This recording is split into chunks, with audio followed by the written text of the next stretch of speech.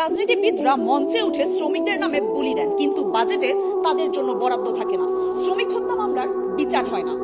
এ কেমন স্বাধীনতা? কাদের জন্য এই রাষ্ট্র?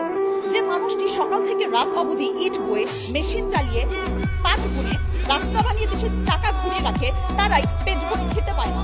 সেই মানুষগুলোই নিরাপদ কর্ম পরিবেশ পায় না, ন্যায্য মজুরি পায় না, শ্রমিক ইউনিয়ন করতে বাধা।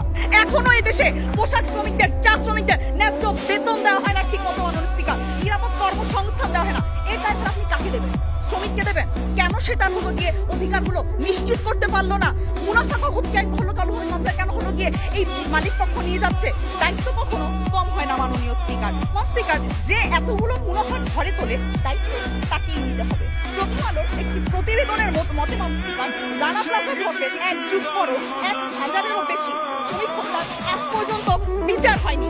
ঢাকা টাইমসের নিউজের মতে মালিক পক্ষের গাফিলতির কারণে হওয়া তাসরিন ফ্যাশনের অগ্নিকাণ্ডের 1 যুগ পরও শেষ হয়নি বিচার কাজ। মাননীয় স্পিকার, ধামাচাপা পড়ে যাচ্ছে মালিক পক্ষের গাফিলতি।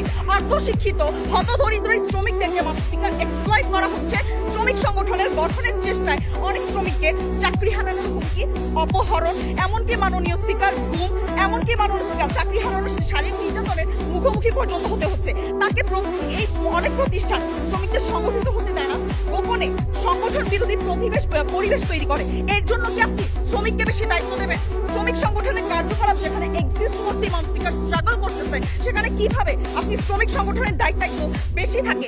একটা শ্রমিক সংগঠন মিটিং করলে চাকরি হারানোর ভয় থাকে মাননীয় স্পিকার, জেল খাটার ভয় থাকে মাননীয় স্পিকার। সেখানে কোন যুক্তিতে আপনি শ্রমিকদেরকে বেশি দায়িত্ব দেবেন? যেখানে মাননীয় স্পিকার আপনার দেশে যত শ্রমিক আছে তার 86% অনানুষ্ঠানিক। আপনি তাদেরকে শ্রমিক হিসেবে আপনি অ্যাকনলেজই করতেছেন না, তাদেরকে আপনি শ্রমিক সংগঠনে অ্যাড করতে পারতেছেন না। কিভাবে আপনি শ্রমিক সংগঠনের মাধ্যমে তাদেরকে বেশি দায়িত্ব দিচ্ছেন?